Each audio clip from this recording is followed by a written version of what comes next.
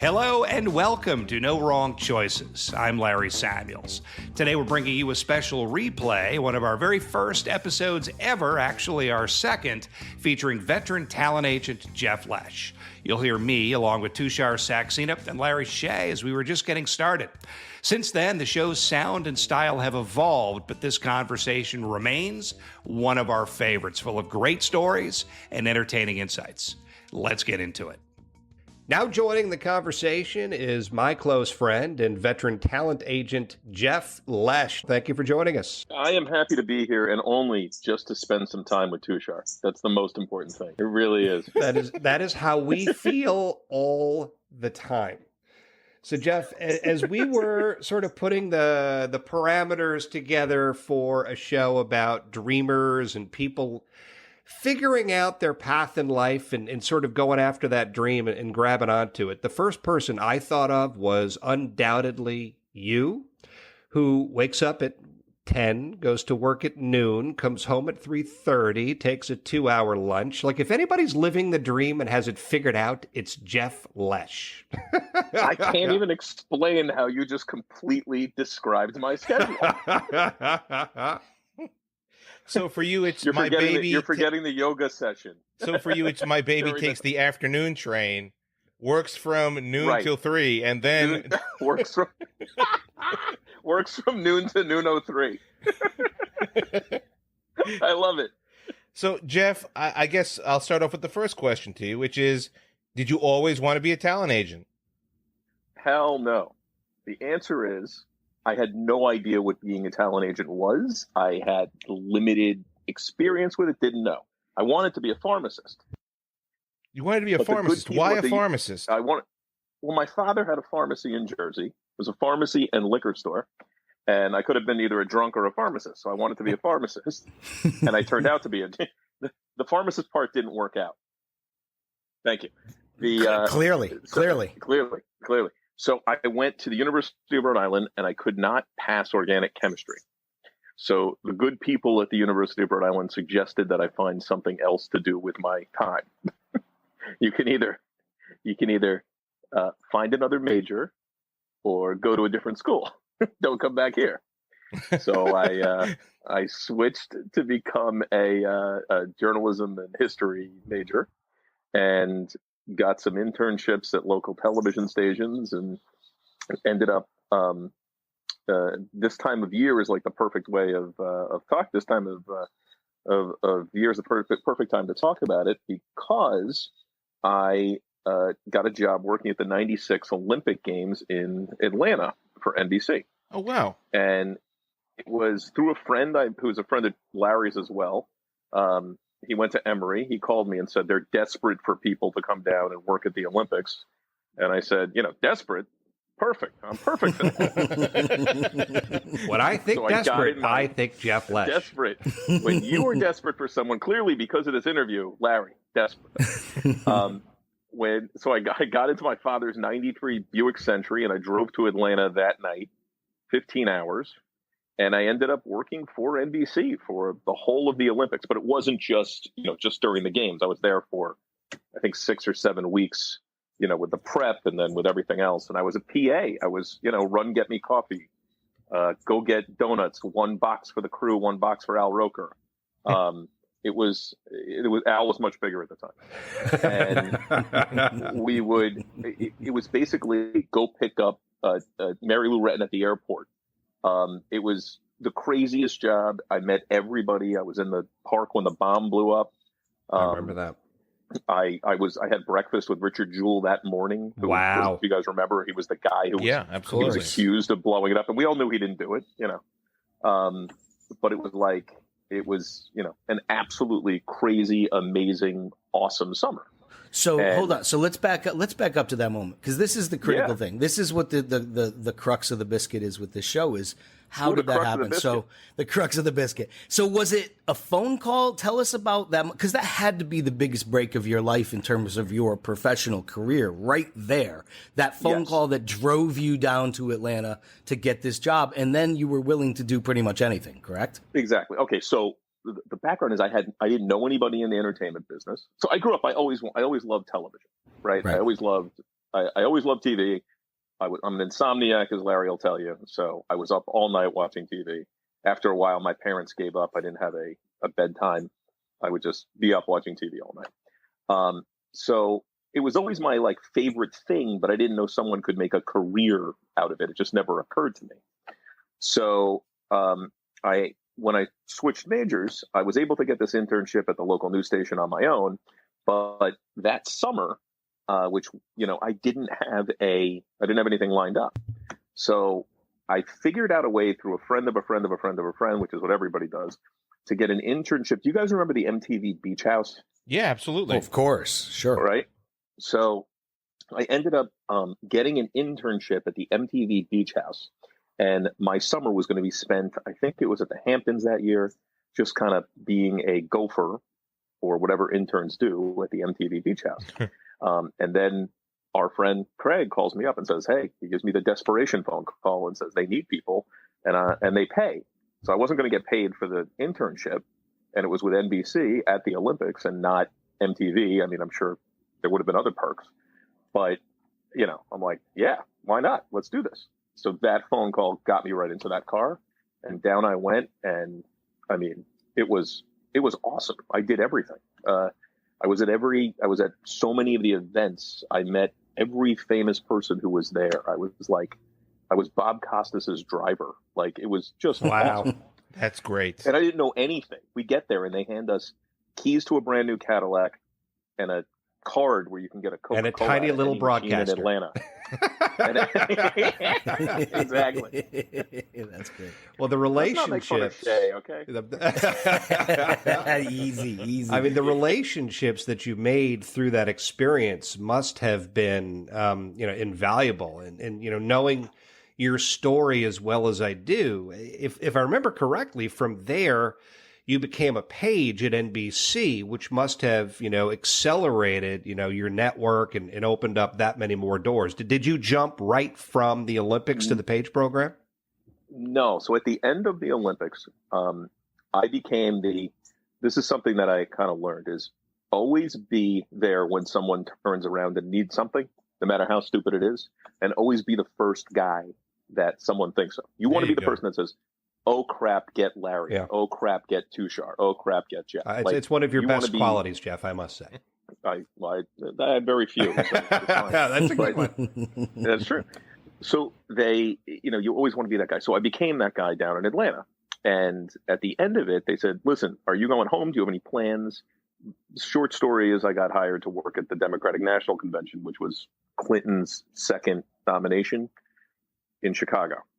And I ended up going there, and they were launching MSNBC. So I was there when the first broadcast, and I was there when, Clinton got the nomination, balloons fall, all that. And then I had plans to go overseas for a year abroad. And they said, well, just keep in touch.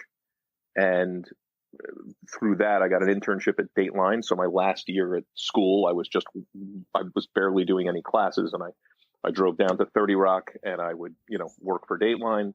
And then when I graduated, with Stone Phillips, with Stone Phillips and Jane Paul, wow, who were very nice. They were lovely, and they were really nice to the interns, which I've learned to judge people by how nice they are to the people that are below them. That's very interesting. Because, and everyone of quality I ever met was like that.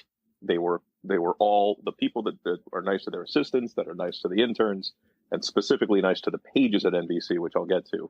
Those were the quality people. So I graduated on a Wednesday. Thursday, I had a page interview, which I don't know if you guys know about it, but it's a really complicated program to get into.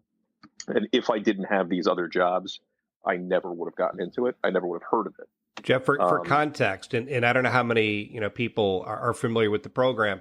There's so many stars, so many celebrities, so many CEOs who have come out of that program. Just name a few to give people context. Oh God, Brandon Tartikoff, Mike Eisner, on the acting side, Regis Philbin, and more recently Aubrey Plaza from Parks and Recreation. Wait, they were pages. Superman was a page, if I remember correctly. Oh my God.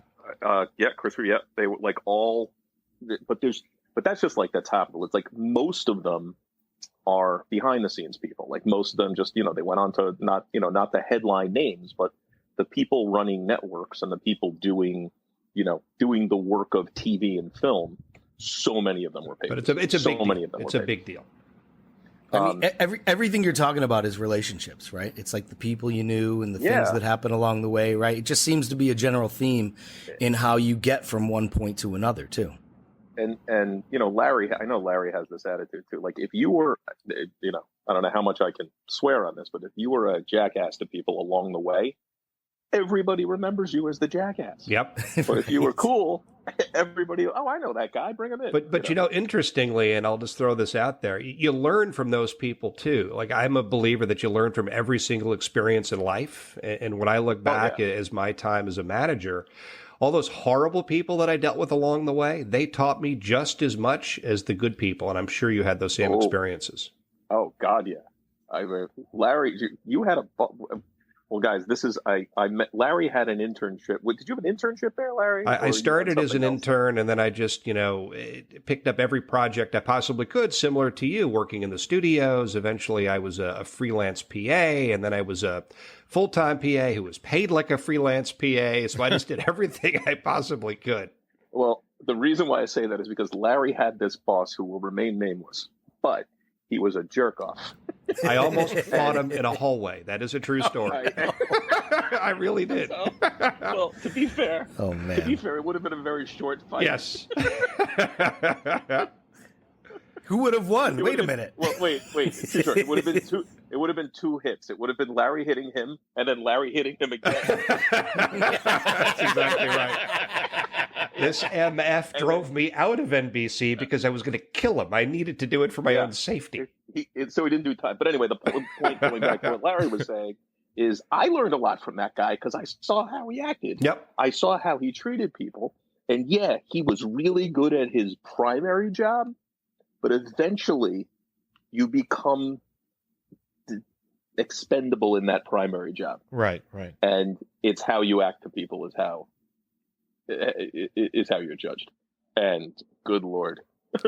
So at what moment then, after all these experiences you've had, did you say to yourself, you know what? I really love what I'm doing here. So, this is the career I want to go for. So I loved it. I was working at the time it was Conan O'Brien's show. I was working at Rosie O'Donnell's show. I was working at Saturday Night Live. I was working at I was at every single Saturday Night Live, 98, 97, 98, 99. I was at every one. Wow. And it was easily the greatest job in the world because all the women were gorgeous and all the guys looked like me, which means I looked like you guys. It was hey. Ridiculous. Thank you. So, it was absolutely the greatest job. I made $10 an hour, no health insurance, and we just never stopped working. And anytime anybody turned around and needed something, I would be there. And everybody wanted, basically what you do is you give tours to tourists, right? And I remember you'd have people from Wisconsin come in and you'd be reading from a script, this is where, Seinfeld is on NBC and it makes $1 million every 30 seconds for commercials. And NBC makes 95% of its money from commercials. And some yokel would always ask, well, where's the other 5% come? And I would mix it up. I'd say gambling and prostitution. and eventually they suggested that I don't do tours anymore. Good thinking. I was scaring the tourists from Wisconsin. So, so everybody was going, then what you do is you apply for assignments and you go and work for, one of the shows, SNL or Conan or whatever. And I looked around and saw that the people who got hired after they were done with their Page program, because it's only a year long, all were doing behind the scenes stuff. They weren't doing the glamour spots of, being down at the SNL desk and hanging out with George Clooney. They were working in marketing. They were working in PR. They were working for news. They were doing that stuff. So I took all of the non-glamour assignments. And I think it was around that time that someone came to me and said, hey, look, I know you got a little while left in your Page program, but do you want to work for news? And I took a job as a news producer, and I had, I spent the summer in Pittsburgh. I was working with Geraldo Rivera at the time. And, I was a 23-year-old news producer. It was stupid that they just gave me this job. I can't imagine what you learned from Geraldo. I learned never to, you know what I learned from him? I learned never to be in anyone's shot. Like, get the fuck out of the way. Right. And the truth doesn't really matter. Like, I didn't at the time, but it was mostly like you could do a montage of Geraldo. Like, you could literally do a montage with me, like, Lesh, get out of my shot. Lesh, get out of my shot. Lesh, get out of my shot. Like, you can literally do a montage. I love it. But he was a nice enough guy, and it was he was doing. This was before he kind of lost his mind with the right wing stuff, and he was cool. And I remember, before I forget, one of the greatest jobs I had at SNL, I don't know if you guys remember this, but in 97, 98, 99, the hottest tickets in New York were Yankees, Red Sox, The Producers on Broadway with Broderick and Nathan Lane. Nathan Lane, yeah. Yeah, sure. And Rosie O'Donnell's show. Rosie O'Donnell's tickets were like gold. Really? Gold? Did they know she was an asshole? Were they aware of this or no? Well, I can get back to that later. As far as her. Never mind. No, that's one I can actually talk about. She was terrible. She was a tyrant. She was awful to her people. She had people fired, whatever. Remind me of that so I can get back to that, because there's a mea culpa. So anyway, it was the hottest ticket in the world. So I became like the ticket guy. Someone decided I should be the one in charge of the tickets for oh, wow. That's a position. I was trading these things for everything under the sun. Nice. Like front row seats at the Producers. I was like a concierge, like just getting the executives at NBC would call me and ask me to get tickets for Rosie O'Donnell's show. Like high level people. Her brother once called me, who Larry knows, and asked me to get them tickets. To his sister's show. Yes. Did she not want him at the show? She didn't. He didn't want to bother her, Yeah. So he bothered you. Yeah, but it was like I would. It was the greatest thing in the world. It was like you had the keys to the kingdom. I only had the job for 2 months, but it was like the greatest thing in the world in the summer of. It's going to go on Jeff's tombstone. It's going to be once was the keeper of Rosie O'Donnell's the keeper of the castle. Exactly. So to get back to that, she was a tyrant. She was terrible. Later in life at William Morris, I met her, and it was, it's 15 years later, and she acknowledged how horrible she was. She was like, interesting. She mea culpa, and could not be a nicer person. Wow. I feel slightly better. So you're giving out Rosie tickets. You're navigating the halls of NBC. When does the moment come that you say, okay, I've been doing this, I've been paying my dues, there's got to be a little bit more, or is there something else that I want to chase? Wait, before you answer that question, Jeff, what was the time period we're talking about now? You've done all your experience and stuff. Now you've essentially had your keeper of the castle moment, and then you're going to move forward again. So how long of a time period are we talking about there? So I was at NBC between paging and producing and whatnot from 96 until May 2000. And in May 2000, so I became a promotions producer. I was working on news and nightly, and I looked around and saw that everyone was in their 40s. Everyone was divorced. Everyone worked 9,000 hours a day. Everyone was miserable. Everybody was waking up. The only people who were married still were people who were married to other people in the same business. Sure. Right. So I didn't care about that, but I was kind of looking at my future. I'm like, do I want to be waking up at 4 a.m. listening to NPR, for that next story and trying to figure out how to, produce it for NBC News. But, I had this dilemma because I was basically living a dream. Like I wanted to work at NBC, I've been, and it's NBC. It's the best and the best, and NBC News. So I went to my boss and I said, what else can I do? And so she liked me. So she introduced me to this guy, and his name was Henry Reish. And Henry was he worked for a William Morris agency, and he represented anchors and reporters and on-air personalities. He was the agent for the on-air personalities. And, his client list includes everybody from Joe Scarborough to Lawrence O'Donnell to Jim Cramer he's the best in the business. And I became friendly with him as he would come in and out. And after a while, he turned to me and he said, what do you want to do? And I said, what you do sounds kind of interesting. And he says, well, you seem marginally intelligent. Why don't you come work in our mailroom? And I said, I am marginally intelligent. Right. So what happened? So this is it right here, right? Because you're about to make a leap. We can all feel that happening. A huge leap. How does it happen? How does this transformation occur? Another friend of Larry's introduced me to someone else where I was at the same time offered a job. This is 99. I'm sorry. This is like late 99, 2000, May of 2000, like around there. And the job was to work for NBC's new web services in San Francisco, which is like one of my favorite cities, making like, at the time I was, I still wasn't making a ton of dough, but it was making close to six figures, car, shares, like the whole thing, moving to San Francisco, which is one of my favorite cities. And I had that on the table.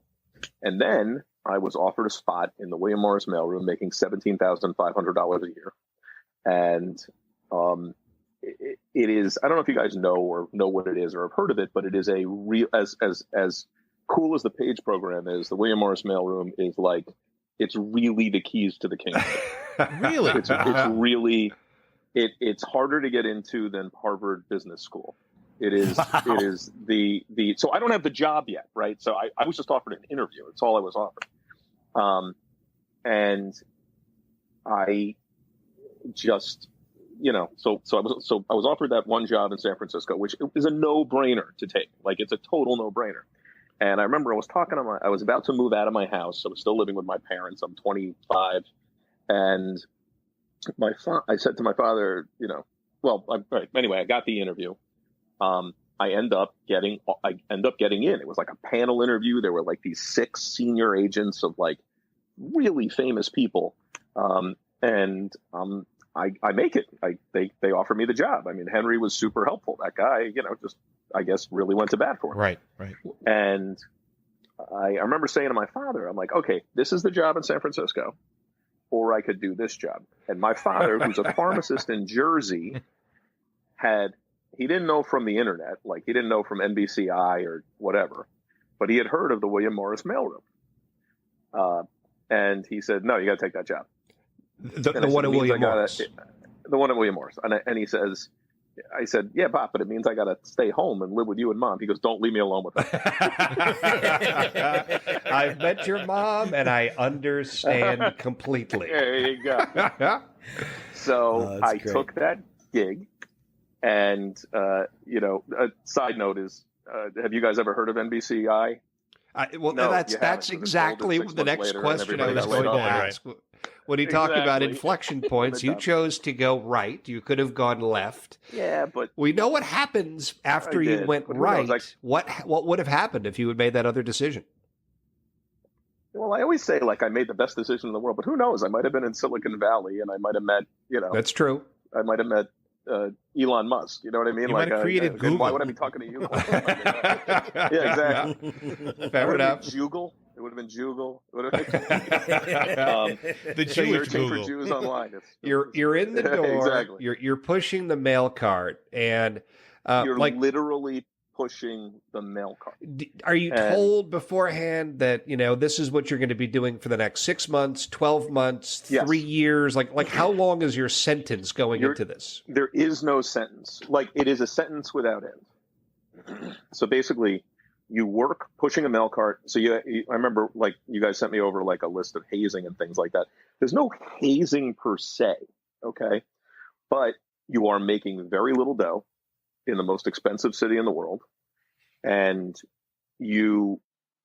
there is no prospect of making more dough because there's no guarantees. It's not like being an intern in a law firm where you start off at a certain level and then you go up. It's got like a 97% attrition rate. Wow. So, excuse me. So, you do that for 6 months and then you become a floating assistant, which means you basically, whenever a regular assistant to an agent is not around, you fill in for that day. So after you push a mail cart around, you kind of meet as many people as you can. And you see the craziness that's going on, people yelling at people, people screaming at people, it's not just like Entourage, but it's a little bit like Entourage. Right. Did you ever see the movie Swimming with Sharks? So Buddy Ackerman was not an agent. He was a producer. Right. So we didn't have a guy like that he was based on, who was the guy? He was based on, Scott Rudin. That sounds right. Yeah. That sounds right. He was based on him. Where from the outside, you think he's the greatest guy in the world, but when you worked for him or had to work with him, you realize what a crazy person he was. So that's part of the paying the dues stuff too. Right there. Yeah. That is the pay. About, It is the paying the dues stuff, but 90% of the people were really not like normal people. You had crazies. And they were fun, but they were, It's the entertainment business. There's going to be crazies. You've been pushing the mail cart around for a while, and you understand the culture. You're getting a feel. You're a floating agent. Like, when was the moment where you're like, okay, I can do this, and I want to do this, and collectively with that, when did you know that you could do it and that you were the right guy? Well, I'll let you know on the last part of it. What made you different? What made you unique from the others that were pushing the carts too? One of the comedy desks opened up. And honestly, one of the big things that made me different was privilege. I was able to save my dough. I was able to live with my parents. I didn't have to go and take a job making tons of money. I was able to afford to do things, because I'm lucky that I had the backup. So I was able to make very little money. You get on a desk. I got on a desk of a guy named Brian Stern, who was a young agent in the comedy department. And I was his assistant for 3.5 years. And in that 3.5 years, everybody from my mailroom class went. They got jobs on Wall Street. They got jobs for Goldman Sachs. They went and got jobs for studios. They went and got jobs for, they did a whole bunch of different things. Most of them, every one of them who wants to be in the entertainment industry is still in the entertainment industry. But for the most part, they left. They got jobs where you could make dough. And I had thankfully the backup of my parents and the fact that I, socked away every dime I made and bought a place. So I was able to do it. So,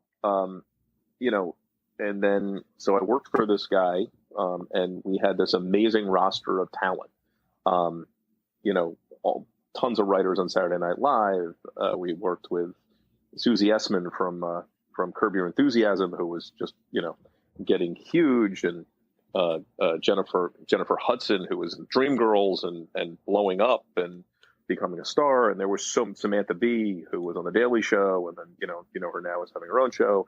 And we were working with all of these amazing young kind of talent coming out of New York. And, we were getting them jobs on TV and launching their television shows and casting and, doing all that. And my, primary area of interest was comedy. So while my boss was getting them television shows, I started booking them in clubs and in theaters and for corporations. And I discovered that the corporations, they asked Willie Sutton, why do you rob banks? And he said, that's where the money is.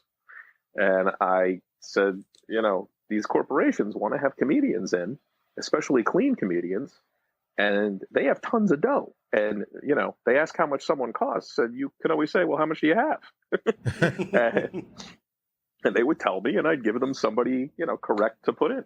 And I just started booking all of these, comedians at corporations. And eventually, after 3.5 years of doing this, my boss, who was this wonderful woman, came to me and said, listen, I need your help because I've been going to Whoopi Goldberg's television shows. She hasn't been on the road, and I've been going to her shows all this time, and I have a family. I can't really go anymore. Can you go and be kind of like her guy and cover shows? And I said, sure, because that's what I learned. Always say yes, So I started going on the road with Whoopi in 2002 or 3, and basically have been on the road with her ever since. And it was just because I was the right guy at the right place at the right time. So it's all luck, to answer your question. It's like, just always be there and always say yes. And then the same thing happened with, all of the other comedians we represented. Like, I was just always kind of in the room and there, which was cool. And then one of the fun ones I got to do is I went out to LA when I was just out of the mailroom and I was just starting to do all of this stuff. And we had become friendly, and she introduced me to the comedian that night, who was Mitch Hedberg, who, he's an absolute legend. Legend. This is right before he passed away. It was like maybe 3 or 4 weeks before when he was on the show. But it was like, and the second, like, I'm in the room with these like guys who I just like idolize. Sure. And I'm like, I want to be in this business. This is fun. This is great, And it's kind of funny because the work is during the day, is sort of during the day, but the real work is like being with these people at night, going to the shows, being with the buyers, being with the comedians. That's the actual job. And you basically just want to be someone they can tolerate. So all that experience you had doing the behind the scenes jobs, all those desk jobs, that really prepared you then for this portion of, hey, you got to learn how to glad hand people, right? Pretty much. It's like, I was the world's worst assistant. I was terrible. Larry and I always joke that, I don't know how to use a whiteboard. And you didn't know what a whiteboard was. I didn't even know not what a just whiteboard was. how to use it. You didn't know what it was. It's true. And I was literally terrible at the correspondence, at the writing letters, at the, but the clients loved me, the buyers loved me, and the agents loved me and could always trust me. So even though I was terrible at all of the stuff, you like the actual job, like if you read the job description of all of the multitasking and the scheduling and the, all the stuff that's the actual job, I was abysmal. And the one thing I learned is that all of the guys that made it, guys and girls who made it to agent, they were terrible at being an assistant. Oh, that's interesting. And the ones that were really good at being assistants are shitty agents. This is great. So God. Talk about the job, because that's key. Like, we're talking about what an amazing accomplishment and what a professional you became, quote unquote professional. And you have to do this job. So are you getting calls from people to book your talent, basically, or are you shopping your talent? And when you make those deals, are they, I'll take any deal for this client, but this one will only do, Radio City Music Hall type of thing? So the answer is yes. There are certain clients that, only want to work at a certain spot in a certain place at a certain time for a certain amount of money. And then there's Gilbert Gottfried, where someone calls me and said, Gilbert, I have a job for you. Before I hang the phone up, he's like, oh, and book me at the Motel 6. Wait. I got two Gilbert stories that are fun. So oh my God. He was again, legendary comedian that everybody knows. And he's been a William Morris client his entire career. From the time I think he was 16 or 17 when he first got on stage.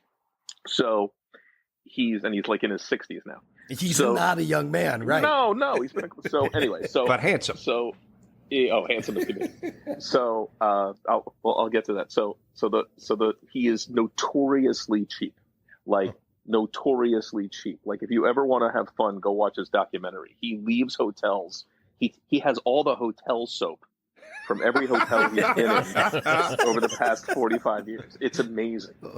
He has every dime he ever made.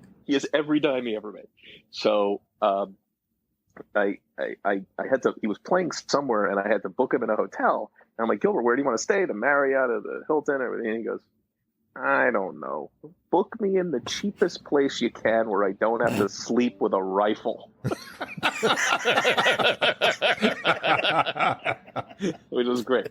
So my favorite Gilbert story is I'm working at the desk, and it's a long day, and you work 10-hour days when you're at the desk. You start at 9:30, but you basically work until whenever everybody goes home, and you're working on LA time, so it's could be 9 o'clock or whatever. So it's late at night. And I get a call. Do you guys remember the Boston Phoenix? They were like the Village Voice of Boston. Not really. Not really. No, yeah. Don't know. I've heard of it. Yeah. But for the purposes of this conversation, I do absolutely. So I get a call, and they say, are you Gilbert Gottfried's agent? I go, yeah. Not Who Wants to Know? I know. I should have said it. I learned later to ask more questions. I was like, "Oh boy, yes." So they go, "Well, I'm so and so from the Boston Phoenix, and we just want to let you know that we ran a contest, and over all of Greater New England, and we have named Gilbert Gottfried as the least sexy man in the world." Wow. Who did he run against? Yeah. Do you know? I Was it a write-in ballot, or were there other contestants? Evidently, he wasn't going away. I don't know. All right. So I start cracking up. So I go, okay. And he's like, well, we would like to interview him. We'd like to do whatever. So I call Gilbert and I go, well, I have good news and bad news. The good news is you won an award. So I tell him, and he laughs. He thinks this is the funniest thing in the world. Oh so he gets interviewed. It gets whatever. He goes on Conan promoting this. He goes on. He's on Stern all the time at the time that he's talking about. Yeah, I got so much booking, so much play out of this. It's crazy. Like, he started doing stuff. So anyway, it was a huge, great thing. So cut to the following year. That had all died down, and I forgot about it a little bit. And I get a call from the Boston Phoenix, and hey Jeff, it's so and so. I'm like, oh, how you doing? He's like, well, listen, I have bad news. So anyway, he gives me the information he's going to give me, and then I call Gilbert, and I say, Gilbert, I have also bad news and good news.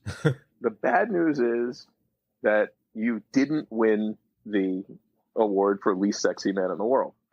He goes, oh, that is bad news. And I go, well, the other news is that they've named the award the Gilbert Gottfried Least Sexy Man in the World. I felt where you were going. I didn't mean to laugh at your punchline. Right. It will be called this. So again, I got him a new, wow, doing all kind of stuff. But that's just the fun with Gilbert. He's one of those guys who was up for anything. So Jeff, look, obviously you've had a very fun career thus far. Up until this moment, yes. Yeah, it's had its moments. All right, it's had its moments. Fine. Now everything is up in the air. Yeah, this is not that moment. No.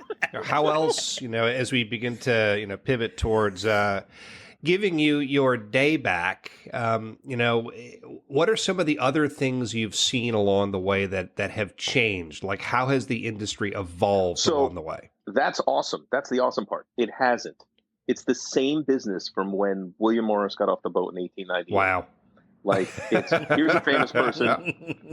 Here's a famous person.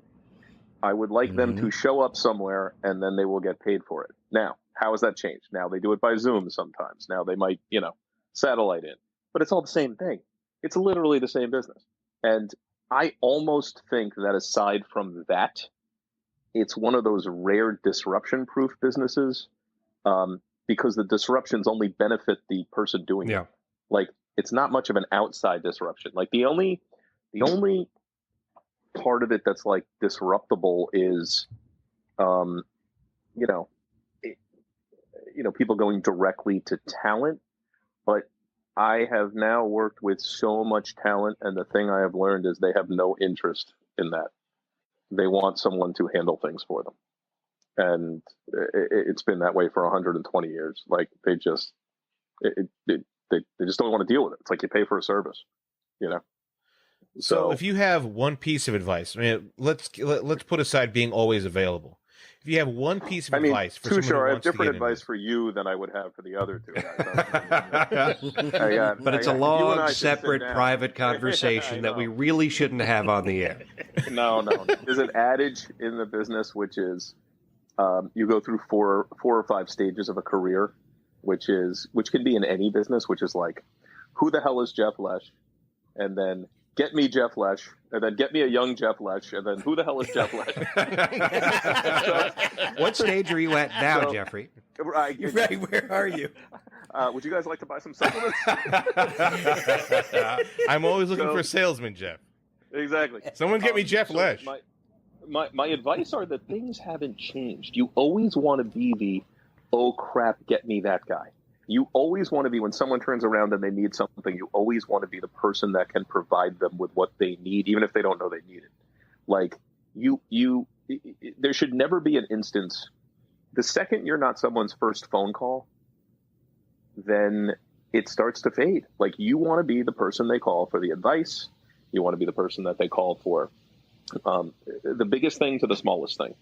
And if you're that person, you'll always be in demand. Interesting. And that's kind of how I would say it. You just you want to be that guy. And I guess like if your friend calls you and says he wants to interview you for a radio, you want to say sure. yes.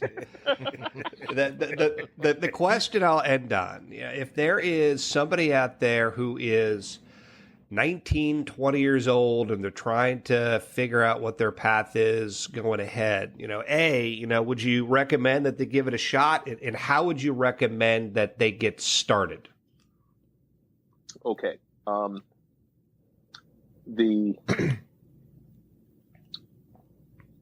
I saw, again, attrition rate of 99%. So many, 1,000 people came, walked in front of me with a mail card and then went to do something else, or worked with me at NBC and then went to do something else. It's really a perseverance game, and you have to have the wherewithal and backing of, understanding family. We had Harvard lawyers come in, people who went to Harvard Law School, and they would last 3 months. Wow. They would last 3 months, and they'd walk in. Anybody Ivy League, anybody who wants to go into the entertainment business who went to an Ivy League school, I'm like, get out of here. Just go away. It's an industry of C students. It really is. It's an industry of really people who love entertainment but did crappy in school. Go do something. If you are an Ivy League person with an unbelievable pedigree who busted his butt, no matter where you were from, if you end up in the entertainment business, you failed. You should be out changing the world.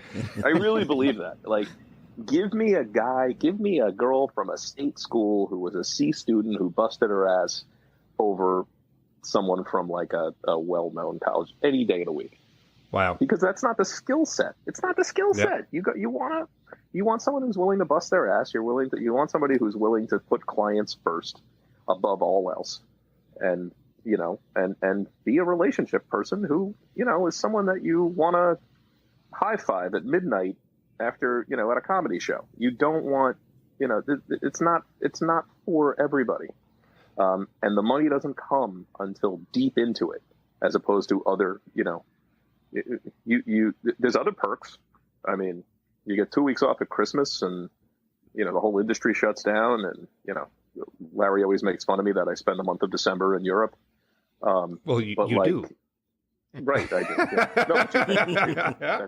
That's true. And you go to work at 10, and you leave at 4, and you read the New York Times from 1 until 3. I do. It's all true. But, and the perks are you're at, I'll get a call from the head of music, say, meet me at my box at Madison Square Garden. We're going to the Rihanna concert tonight, or we're going to the Tom Petty concert. May he rest in peace. But all of that happens. Like, the perks are the fun of the job.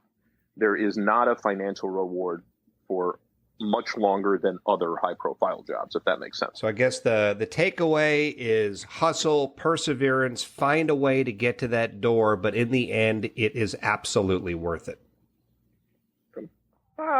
Sure. To put words into your mouth, it feels like that's what you're saying. I have had nothing but fun, and if I didn't do all of these things, I never would have met you guys. Right. So, which is special. That's part of it too.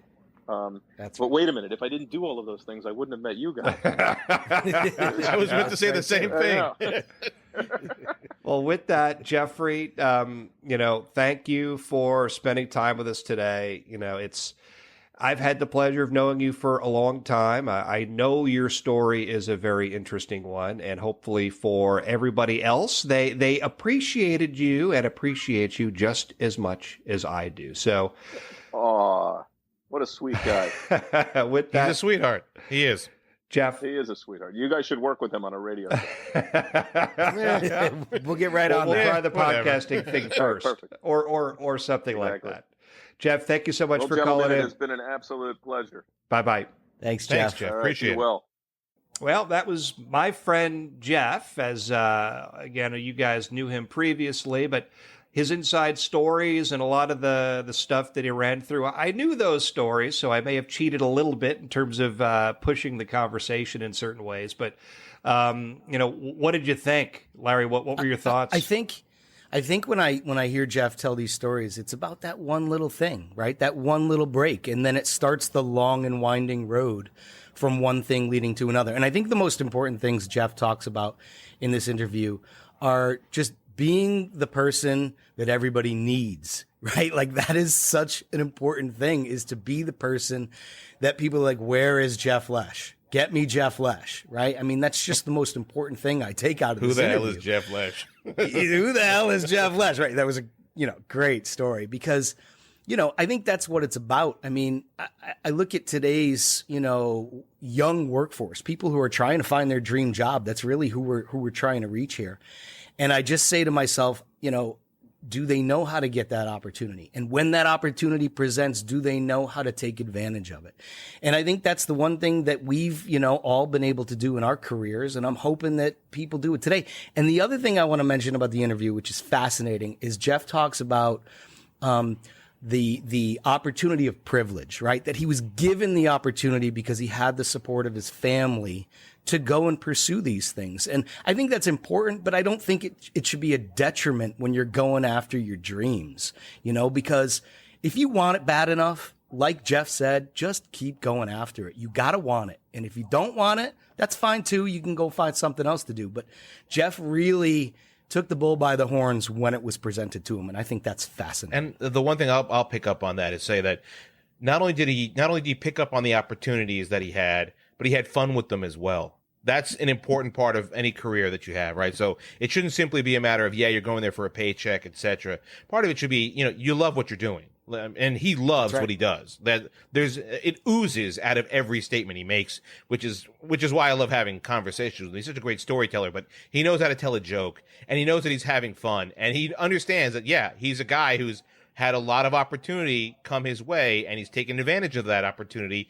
But most of all, he's had a great deal of fun getting to know the people he works with, which is basically what you're going to do, right? I mean, if you're not going to have fun in what you do, why do it? Yes. Absolutely. Gotta love what you do. Yeah. And the other thing that I'll share is, Jeff is very entertaining. I make fun of him all the time that he works from, 10 until 3 with 2 hours for lunch and plenty of time for the New York Times. But, Jeff is a really good person. And he made a comment about integrity and things of that nature. And the thing that I'll express is, I think you have to have a little bit of ego to step into, any competitive environment where you have to, have the strength to persevere and push through, et cetera, et cetera. But moving beyond, that little bit that you have to have, he really doesn't have much beyond that, meaning he doesn't take things too seriously. He rolls with things as, they come his way.